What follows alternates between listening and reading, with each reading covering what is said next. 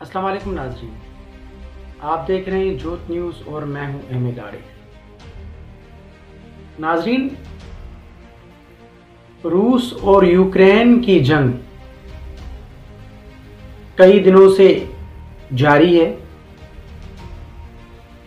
आज एक अहम पेशरफ्त हुई है इसमें। यूक्रेनी सदर ज़ेलेंस्की ने पुतिन की जो ऑफ़र थी, जो पुतिन ने अपनी शराइत रखी थी, उनमें से कुछ शर्तें मान ली हैं। अब ये कैसे मानी है और क्या ये प्रेशर में आके मानी है, सारी इस पे बात करेंगे। अभी पुतिन ने कुछ रोज पहले यूक्रेनी सदर ज़ेलेंस्की के सामने शराइतें रखी थी और वो शराइत ये थी कि नेटो का हिस्सा ना बनो, फौज को कम करो और न्यूट्रल रहो। और उसके अलावा जो रूस ने 2 आज़ाद रियासतें की हैं अपना, जिसमें क्रीमिया है और डोंबास है, उन दोनों को भी यूक्रेनी सदर को कहा था कि उसको छोड़ दो। तो आज यूक्रेनी सदर ने ये तस्लीम कर लिया है, यानी एक तरह से देखा जाए तो रूस की फतह हुई।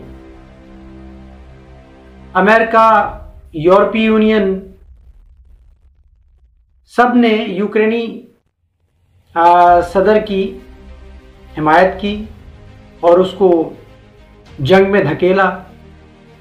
उसकी मदद भी, वो मदद नहीं की जो करनी चाहिए थी, लेकिन वो करते भी कैसे। रूस ने धमकी दी थी, अगर कोई यूक्रेन में अपनी फौजें उतारेगा तो मैं एटम बम और मिसाइल उसकी तरफ उनका रुख कर दूंगा। उसके बाद फिर अमेरिका भी पीछे हट गया, यूरोपीय यूनियन भी पीछे हट गई और अभी यहाँ तक कि रूस ने कहा था कि मैं यूरोपीय यूनियन की गैस भी बंद कर दूंगा, गैस सप्लाई जो है वो बंद कर दूंगा। तो कैसे यूरोपीय यूनियन सफर करती, अपनी जिंदगी कैसे गुजारते वो गैस के बगैर। तो ये सारे मामलात हैं जिसमें आज यूक्रेनी सदर ने एक अमेरिकन पार्लियामेंट में वीडियो लिंक के ज़रिए उन्होंने खिताब किया है, यानी उसमें फिर ये सारी चीज़ें उन्होंने कहा है कि पुतिन की जानिब से जो तजवीज़ की गई थी चीज़ें, उनमें से यानी वो 2 आज़ाद रियासतों को भी तस्लीम कर रहे हैं और उन्होंने कहा है कि नेटो का हिस्सा भी हम नहीं बनेंगे और उन 2 ममालिक की जानिब कोई भी यूरोपीय यूनियन की फ़ौज या यूक्रेनी फ़ौज या अमेरिकन की फ़ौज उनकी जानिब नहीं जाएगी। और उसने कहा है कि मैं सरेंडर नहीं करूंगा। उसने कहा कि मैं सरेंडर नहीं करूंगा, बाकी ये चीज़ें मैं तस्लीम कर रहा हूं। अब जो मिलिट्री को कम करना था, जो डीमिलिटराइज करना है यूक्रेन को, वो अभी शर्त उसने नहीं मानी है, लेकिन उसने ये कहा है कि हम कम कर देंगे। इससे तो जाहिर होता है कि यूक्रेन ने शिकस्त तस्लीम कर ली है और जिस किस्म के अभी यूक्रेनी सदर ज़ेलेंस्की की इस अपना प्रेस कॉन्फ्रेंस के बाद जो अमेरिकी पार्लियामेंट में वीडियो लिंक के ज़रिए उसने की है, उसके बाद जो लोगों के कमेंट्स आए हैं ट्विटर पे वो देखने वाले हैं। कुछ लोग उसकी हिमायत में हैं, वो कह रहे हैं कि हीरो है, ये डटा रहा है, अभी भी ये खड़ा रहा है और इसने शिकस्त तस्लीम नहीं की। कुछ लोगों का ख्याल है कि ये एक अपना मज़ाहिया एक्टर अच्छा था, इसको क्या ज़रूरत थी यूक्रेन के सदर बनने की, और इसने वही किया जो ये फिल्मों और ड्रामों में करता था, एक मजाक बना के रख दिया। उसके अलावा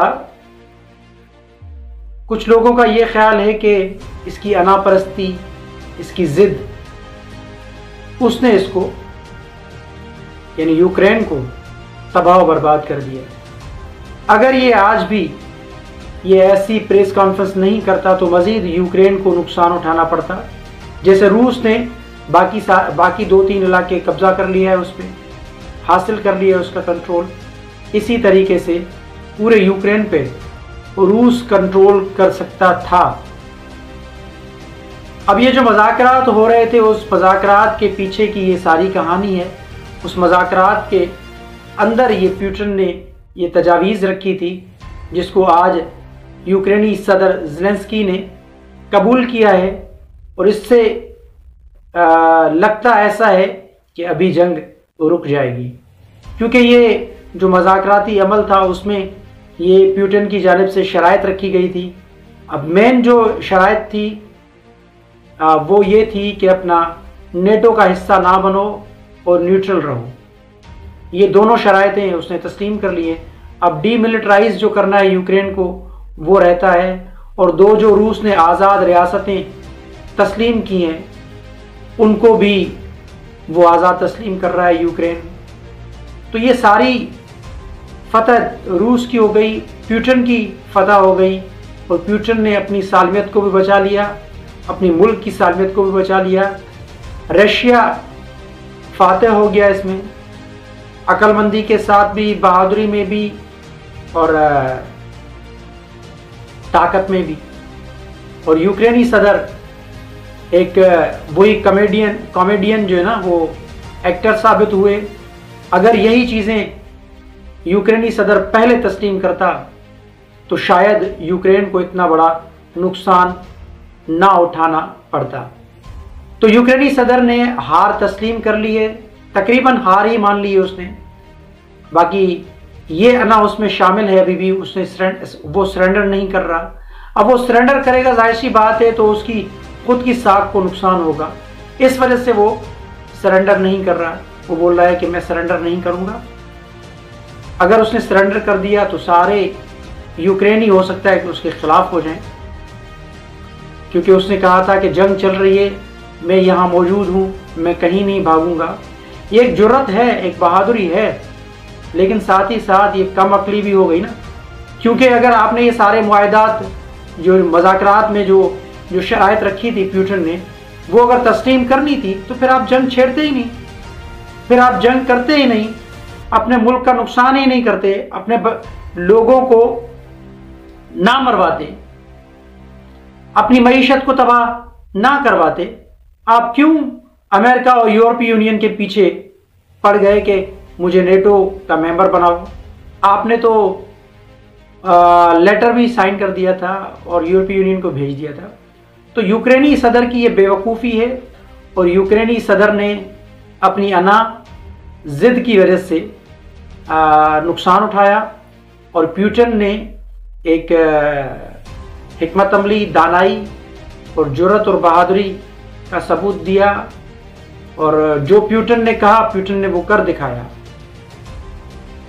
तो कोई मामूली बात नहीं होती है किसी मुल्क का प्रेसिडेंट बनना, और उस प्रेसिडेंट बनने के बाद फिर एक लाएअमल जोड़ना, हिकमत अमली तैयार करना, फिर उस हिकमत अमली को इम्प्लीमेंट कराना।